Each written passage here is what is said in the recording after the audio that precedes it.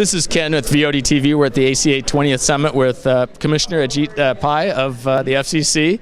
Ajit, why don't you tell us a little bit about your background, where you grew up? I think that puts perspective on things. Well, sure. First, thanks for taking the time to talk to me. I grew up in a small town in Kansas called Parsons. It's about 10,000 people, nestled in the southeastern corner of the state, about 3 hours due south of Kansas City, 2 hours southeast of Wichita. So I know what it's like to be from a rural area where you don't have the same access to infrastructure and services that you might in a bigger city. And you grew up back in the day when there was a ton of programming choices, right?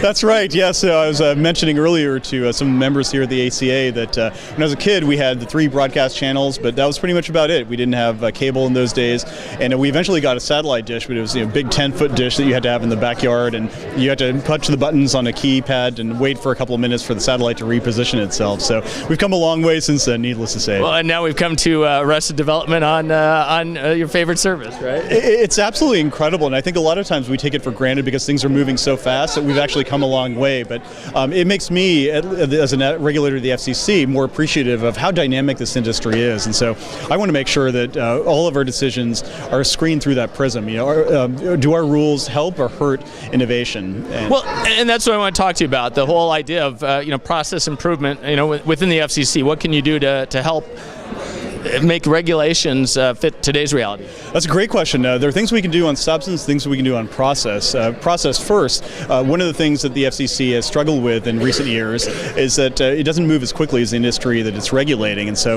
I've talked about a number of different ideas that I think could help move things along. Setting more deadlines for ourselves, establishing sunset clauses in our regulations that say that the regulations would expire unless in 2 years or 3 years or 4 years, unless the FCC revisits them.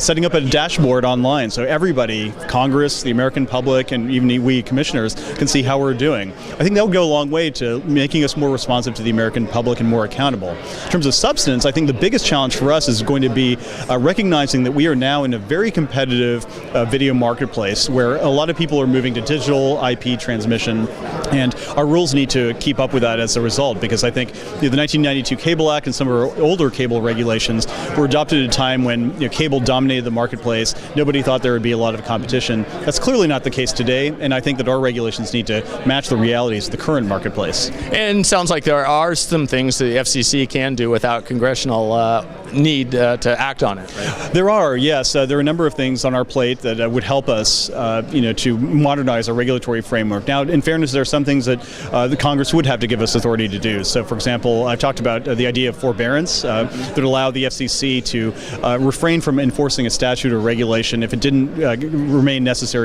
for the interest of competition or for the public interest. That's something that we can do for telephone companies, but we can't do it for cable companies. And so I've pitched Congress, just pitched them yesterday, as a matter of fact, on this idea, and I'm hopeful that a bipartisan group of legislators and regulators will embrace it. That makes sense. I mean, basically, it's the buggy whip type thing, right? Get rid of those kinds of rules. Exactly, and especially when a statute is on the books in this dynamic an industry for decades, you're going to run the risk of a disjunction between where the law is and where the market is, and we need to close that gap as soon as we can. Well, Commissioner Pai, I really appreciate your time. Well, thank you very much for having me. Thank you. Appreciate it.